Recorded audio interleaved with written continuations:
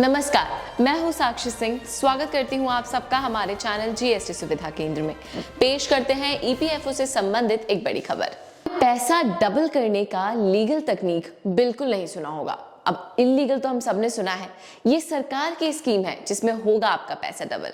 जानना चाहते हैं कैसे? रिटायरमेंट लाइफ के सबसे जरूरी फेज में से एक है और हम सब अपनी रिटायरमेंट के लिए सेविंग करते हैं और हम में से कुछ लोग ईपीएफओ या पीपीएफ पर निर्भर होते हैं।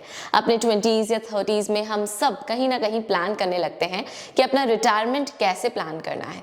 रिटायरमेंट की इस इन्वेस्टमेंट के लिए हमारे पास काफी सारे स्कीम्स हैं, जैसे NPS, ULIPs, bank FDs, mutual funds etcetera.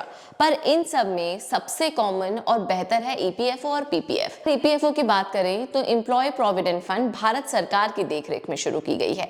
Labour ministry EPF और मिसलेनियस प्रोविजंस एक्ट 1952 के तहत भारत में ईपीएफ स्कीम्स को कंट्रोल करता है।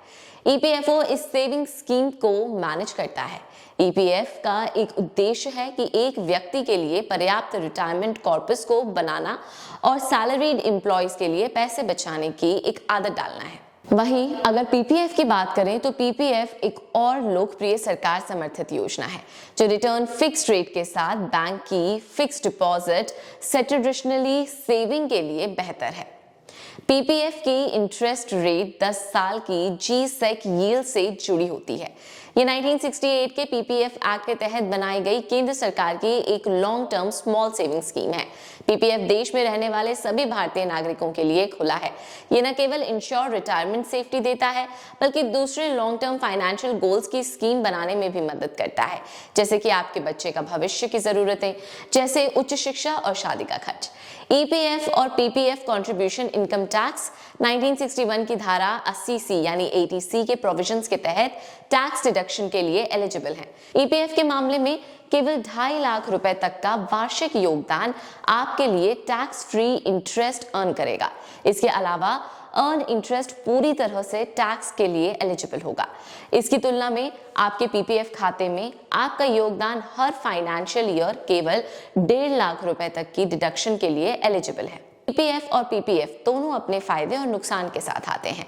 अपनी रिटायरमेंट के लिए एक बड़ा अमाउंट जमा करने के लिए ईपीएफ और पीपीएफ दोनों में इन्वेस्ट करना बिल्कुल सही टैक्टिक है, क्योंकि दोनों योजनाएं आपको अपने लॉन्ग टर्म फाइनेंशियल गोल्स को प्राप्त करने में मदद करती हैं, स्पेशली आपके रिटायरमेंट।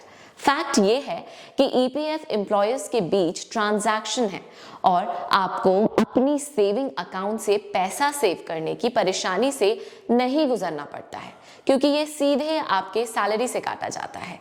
ये एक इम्पॉर्टेंट बेनिफिट है।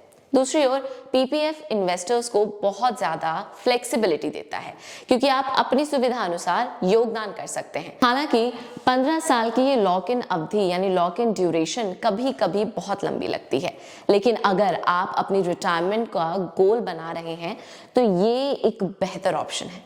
आप अपने पीपीएफ खाते में बचे हुए अमाउंट के लिए लोन भी ले सकते हैं। इसलिए पीपीएफ आपके रिटायरमेंट के लिए एक सही इन्वेस्टमेंट ऑप्शन है। आपको पीपीएफ खाता खोलने पर विचार करना चाहिए और इसमें सही कंट्रीब्यूशन करना चाहिए, भले ही आपके पास पहले से ही ईपीएफ अकाउंट हो। आज की रिपोर्ट में इतना ही। और लेटेस्ट अपडेट्स के लिए सब्सक्राइब कीजिए हमारा चैनल और लाइक और शेयर कीजिए इस वीडियो को और मेंशन कीजिए अपने डाउट्स या कॉल कीजिए जीएसटी सुविधा केंद्र के टोल फ्री नंबर पर। नमस्कार।